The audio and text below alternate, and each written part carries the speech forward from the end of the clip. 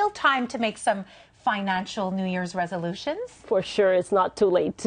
My guest, of course, Lama Farran, money coach and owner of maxworth.ca. You always have such wonderful advice for people. Thank you. Thank you, Andrea. And I really think this is a time of year when everyone feels you've got a clean slate. Yeah. And we can move forward. And your first tip is to list your debts, because unfortunately we all really do, especially after the holidays. Of course, and so many people struggle with debt, so it's really a good exercise to just put them all down on a piece of paper, put the interest rate of each, put the outstanding balance, and also the limit to see if you can move things around from higher interest rate ones to lower interest rate ones. And the point of listing them is not just to look at them, is to choose which one you're going to tackle in 2018. So, you know, I'm sure we have many credit cards and line of credits. So choose the one that's really bothering you the most and say, okay, this is the one that I'm going to attack this year. And the important thing is to come up with the plan on how you're going to do it. Not just, okay, I'm going to do this one, but what is it that you're going to do differently this year to be able to pay it off? So let's say you want to tackle a credit card. What's a plan? Well, it could be, you know, you put in some overtime hours, or you could cut down on some expenses, or, you know, it's one of these two usually. Either income goes up or expenses go down in order to have the money. And make sure you're not just paying the interest every month. You really have to tackle a big part of what you owe. The principal, Which brings you to your next point, which is calculate your net worth, which might kind of upset some people.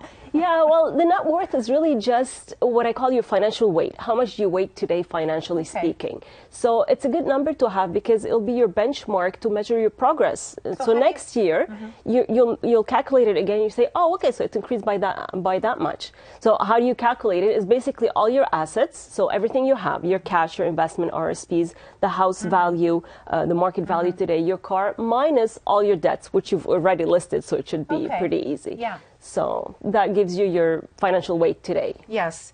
And then review your goals from last year. Yeah, because if you didn't achieve them, well, you have to see what am I going to do differently this year. And also some goals, maybe you wrote them last year and they don't apply anymore. So it's really about reassessing what you've done, what you still have to do, what are you going to do differently this year for the ones you haven't achieved yet. Now, somebody said something interesting.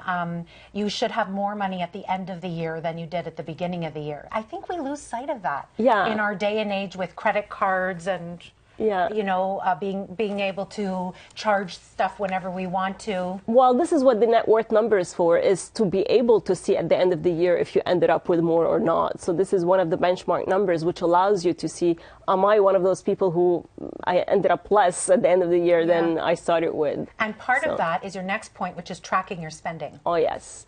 You know, so many people have no clue where their money goes, right? They know their big numbers, the mortgage, the, car payment, insurance.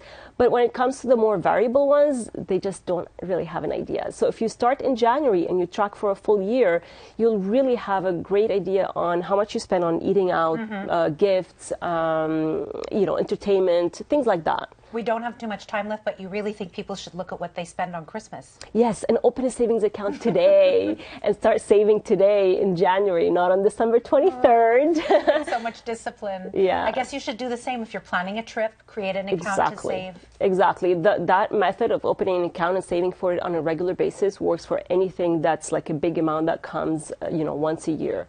So. What's the website where people can go for more information about all of this? So it's maxworth.ca, or actually I have another website called savenowbuylater.com, so that also works. And you just posted a blog about all of these points, yes. So if people want to kind of go through it again. Exactly, and you can sign up for my newsletter. I don't send too many, it's just enough, tips to keep you going. Kind of get you back on track every month. Thank you, Lama Farran. Thank you, Andrea.